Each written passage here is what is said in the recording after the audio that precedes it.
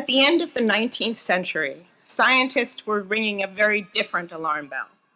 The human race was looking forward to a future of mass starvation due to the lack of sufficient fertilizer supply. As Thomas Hager points out in his book, The Alchemy of Air, there is an analogy to the current climate crisis. There were naysayers and those who refused to accept the evidence. Well, mass starvation did not come to pass. And in fact, the human population has swelled past 7.5 billion.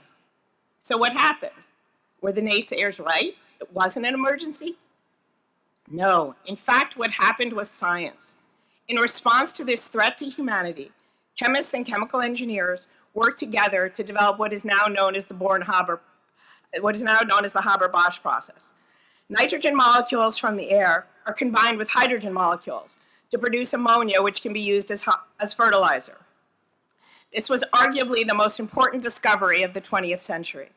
To give you an idea of the scale of this process, about 50% of the nitrogen atoms in your body came through the Haber-Bosch process. Today, we face an even more serious crisis. Our fossil fuel economy has led to ever-increasing levels of atmospheric carbon dioxide warming our planet.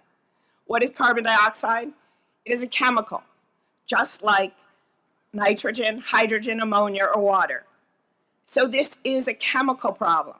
Yes, we absolutely need to change our ways and limit our use of fossil fuels, flying less and recycling more. But scientists, in particular chemists and engineers, have an even more pressing calling. Just like the Haber-Bosch discovery in response to the threat of starvation, really big discoveries are needed in science to secure our future without oil. The Vagelos Institute for Energy Science and Technology was established at Penn for exactly that purpose. Chemists and engineers and other scientists are working together to find ways to make the chemicals and fuels that we currently get from oil from more sustainable sources. We are researching better solar devices. We are creating new battery materials to store more energy from the sun so it's available when the sun isn't shining. These and more are all great challenges, and we need more smart people like all of you working with us. Please join us. Solutions to climate change are in science.